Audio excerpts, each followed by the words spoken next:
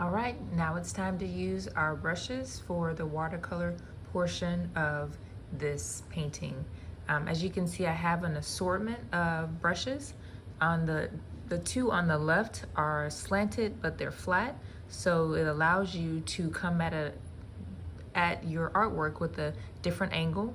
In the middle, if you want a widespread watercolor pattern, this helps a lot to have a square flat brush. And lastly, I have a rounded one, and then a more pointed detailed brush, to which will be great to use for the blades of grass.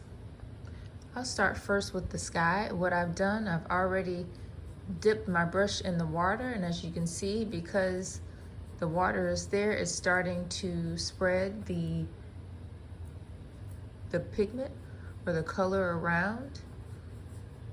And so what you have to do is kind of move in quick movements, quick motions, and you can see how the color spreads based on your movement and also the direction of the brush. So you can go straight because there is movement in the sky, if you notice that.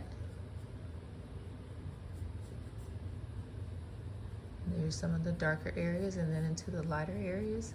And when you need to, you just take your brush, dip it in the water to add more to your painting. So you can see how that's coming along pretty nicely so far. So it's a little slightly quicker motion than before. Watercolor pencils come in pretty handy to lay out color on surfaces.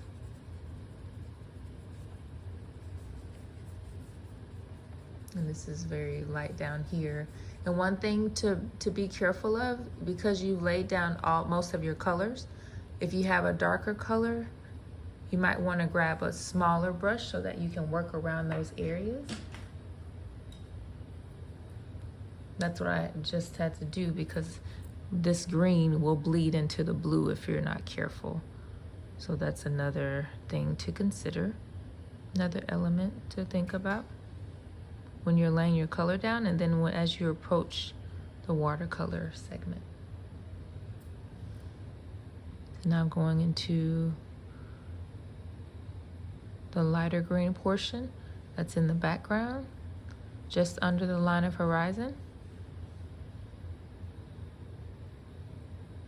Again, there's some softer textures back here.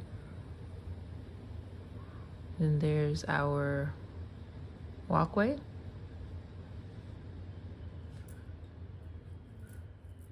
And I filled in our pond a little bit, but I'll fill it in here. And you'll notice the water is more of a reflection of the sky above. So it's fairly light, almost white, but I added a little more blue to it.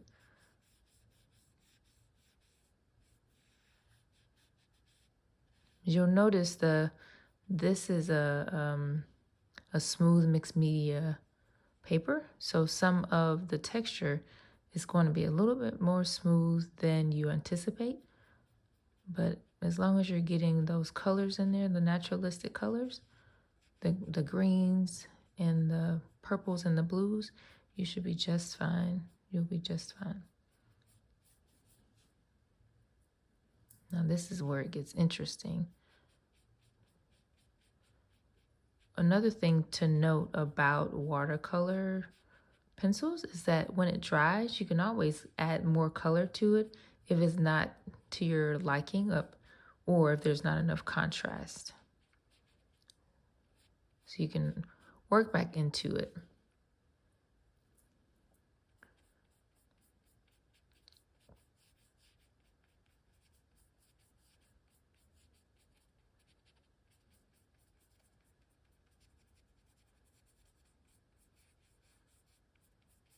This process can be a little bit faster if you lay down the right amount of layers on your paper.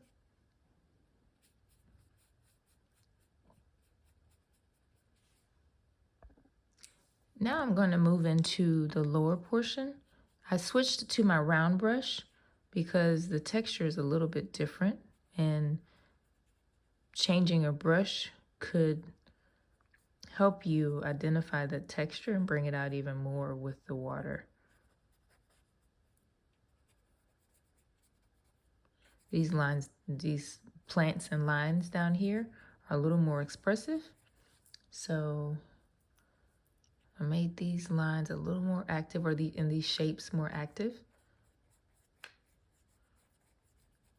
This is an area that I'll probably have to work back into with the colored pencil once it dries. But this gives you an idea of what you can do with the colored pencils.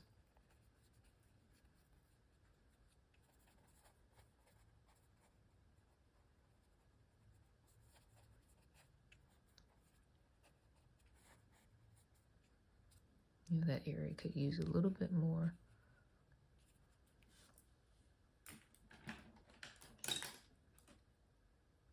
Now we'll work into our branches with the smaller detail brush and the moss.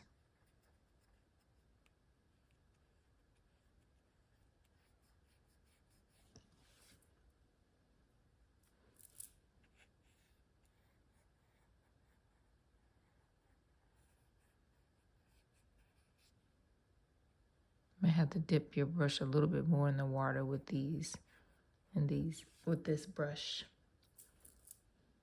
It doesn't hold as much water. You don't want to overuse the water, or the color will drip.